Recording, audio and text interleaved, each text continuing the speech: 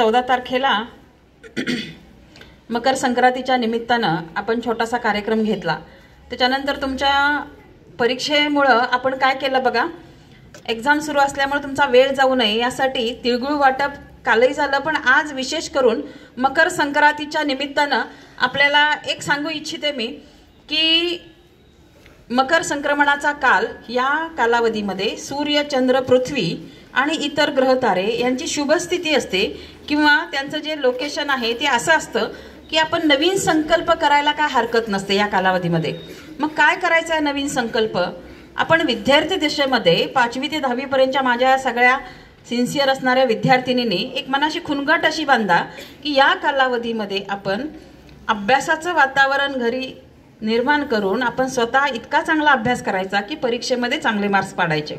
यासाठी संकल्प करा आणि संकल्प सिद्धीस जावा यासाठी पहाटे उठणं, पहाटे उठून तुमचे दैनंदिनी जे असते त्याच्यामध्ये पहाटेचा कालावधी अतिशय चांगला असतो अभ्यासासाठी, शांत वातावरण असतं आणि त्या नियोजनानुसार तुम्ही अभ्यास पूर्ण करा, परीक्षा एकदम चांगल्या पद्धतीनं द्या आणि त्यामुळे तुम्हाला त्याचं आउटपुट चांगलं मिळेल। सर्वात महत्त्वाचं मकर संक्रांतीचं महत्त्व सांगत असताना सूर्य मकर राशीत प्रवेश करतो, सूर्याचं उत्तरायण सुरू होतं आणि उत्तरायणाचा कालावधी जो आहे म्हणजे दक्षिणायन संपतं, दक्षिणेकडे सूर्य हळूहळू जात असतो 6 महिने, 6 महिन्यानंतर उत्तरायण जे आहे त्या उत्तरायणाच्या कालावधीमध्ये आपण सर्वांनी आपल्यासाठी ज्यांनी जे आपल्याला उपलब्ध करून दिलं त्यांच्याप्रती आपण कृतज्ञता व्यक्त करायची असते, ग्रॅटिट्यूड व्यक्त करायचा असतो।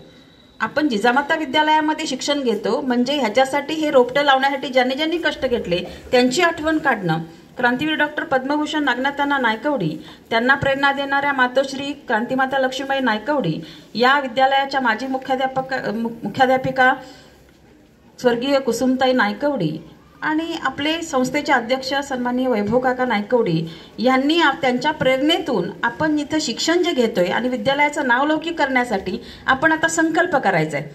उत्तरायण सुरू आहे आणि या उत्तरायणाच्या कालावधीमध्ये आपल्याला शारीरिक आणि मानसिक आपले आणि बौद्धिक जे बदल होणार आहेत त्यासाठी आपण तयार राहायचं आहे।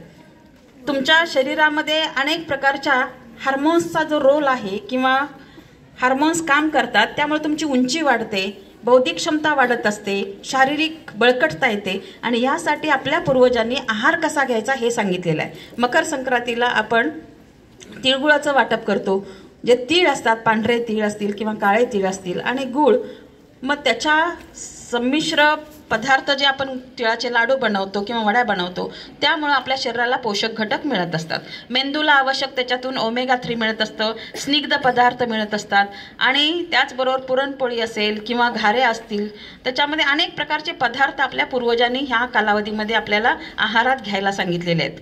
त्याचबरोबर भोगीला आपण सगळी मिक्स भाजी खाल्लेली आहे, म्हणजे आपल्या शरीराला जे आवश्यक आहे ते पूर्वजांनी सांगून ठेवलेलं आहे आणि ते आत्ताच्या कालावधीमध्ये ग्रहण करणं हे तुमच्यासाठी गरजेचं आहे, कारण तुमची शारीरिक आणि मानसिक वाढ होत असते।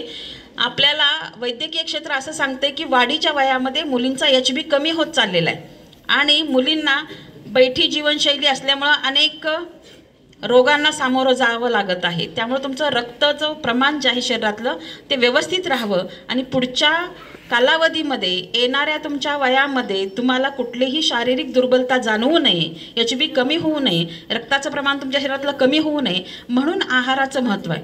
The man is what he eat असं म्हटलेलं आहे। माणूस कसा बनतो? तुम्ही जसे खाता तसे तुम्ही बनता, त्यामुळे आहार तुमचा योग्य पाहिजे आणि त्यामध्ये मुलींचा तर स्पेसिफिक का गरजेचं आहे तर भावी महिला म्हणून तुम्ही देशाचे भावी बळकट आधारस्तंभ निर्माण करणार आहे, त्यामुळे तुमचं शारीरिक आणि मानसिक आरोग्य चांगलं राहिले पाहिजे आणि यासाठी तुम्ही आहार कसा पाहिजे यासाठी शास्त्रशुद्ध पद्धतीनं जंक फूड अजिबात खायचं नाही, कुरकुरे अजिबात खायचे नाहीत, फक्त आपली आजी आई जे पदार्थ बनवायला शिकवते घरचे पदार्थ जे आहेत ते खा आणि सगळ्यात महत्त्वाचं निरोगी राहा हा संकल्प करूया आपण।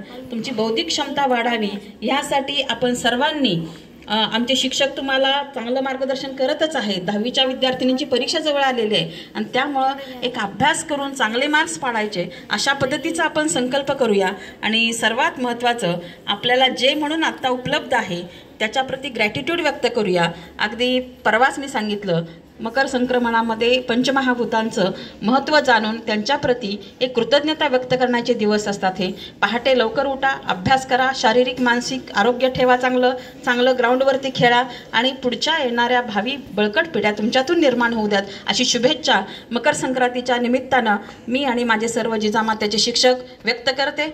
धन्यवाद. जय हिंद. तुम्हाला तिळगुळ